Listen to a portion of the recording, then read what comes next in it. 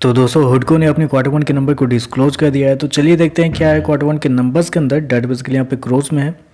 तो देखिए पिछले क्वार्टर की बात करें तो पिछले क्वार्टर में कंपनी का टोटल रेवेन्यू जो कंपनी ने ऑपरेशन के थ्रू जनरेट किए थे 2065 करोड़, इस साल 1842 करोड़, जबकि अभी देखें तो बढ़ गए 2188 करोड़ के आसपास कंपनी का जो रेवेन्यू है वो आपको जाता हुआ देखने को मिल रहा है। तो साल दर साल देखें तो साल दर साल कंपनी के रेवेन्यू के अंदर एक अच्छी खासी तेजी आपको देखने को मिल रही है। लगभग बोल सकते हैं आप 14% के आसपास का जंप है साल दर साल कंपनी के रेवेन्यू के अंदर। वहीं अगर क्वार्टर क्वार्टर जाते हैं तो क्वार्टर क्वार्टर भी कंपनी के रेवेन्यू के अंदर 6% के आसपास की तेजी है। तो क्वार्टर क्वार्टर साल दर साल कंपनी का रेवेन्यू आपको बढ़ता हुआ देखने को मिल रहा है।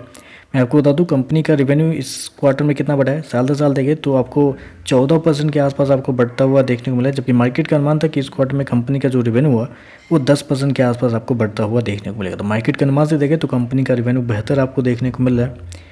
खर्चे की बात कर लेते हैं, लेकिन उससे पहले कंपनी का इंटरेस्ट इनकम क्या है वो भी बता दूं आपको। पिछले क्वार्टर में 2001 करोड़ कंपनी ने जनरेट किए थे, पिछले साल 1827 करोड़, जबकि अभी देखें तो बढ़ गए 2174 करोड़ के आसपास है। तो कंपनी का इंटरेस्ट इनकम भी देखें तो साल दर साल क्वार्टर क्वार्टर बढ़ता हुआ देखने को मिल रहा है।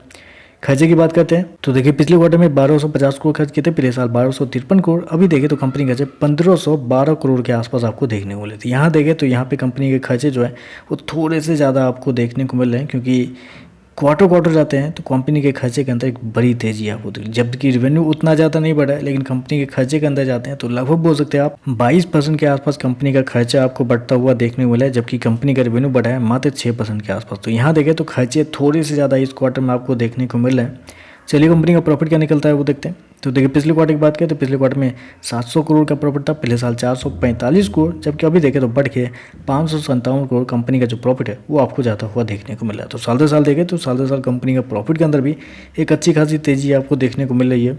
लगभग बोल सकते हैं 25% के आसपास का जंप है कंपनी के प्रॉफिट के अंदर साल दर साल। वहीं अगर क्वार्टर क्वार्टर जाते हैं तो क्वार्टर क्वार्टर कंपनी का जो प्रॉफिट है वो आपको गिरता हुआ देखने को मिला है इस क्वार्टर में, जबकि साल दर साल बढ़ता हुआ देखने को मिला है। जबकि क्वार्टर क्वार्टर जाते हैं तो क्वार्टर क्वार्टर कंपनी के प्रॉफिट के अंदर गिरावट आपको देखने को मिली। लगभग बोल सकते हैं आप 20% के आसपास की गिरावट आपको देखने को मिलती है। कंपनी का रेवेन्यू देखें तो कंपनी का रेवेन्यू बढ़ता हुआ देखने को मिला है, इसके बावजूद देखें तो कंपनी के प्रॉफिट के अंदर गिरावट आपको देखने को मिली क्वार्टर क्वार्टर।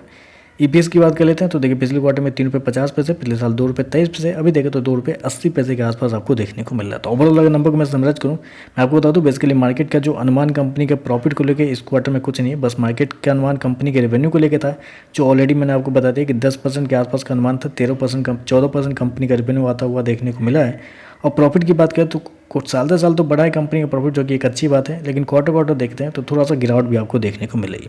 तो चलिए बस आज के लिए बस इतना ही। वीडियो पसंद है तो लाइक कीजिएगा, साथ में साथ चैनल को सब्सक्राइब जो कीजिएगा। धन्यवाद।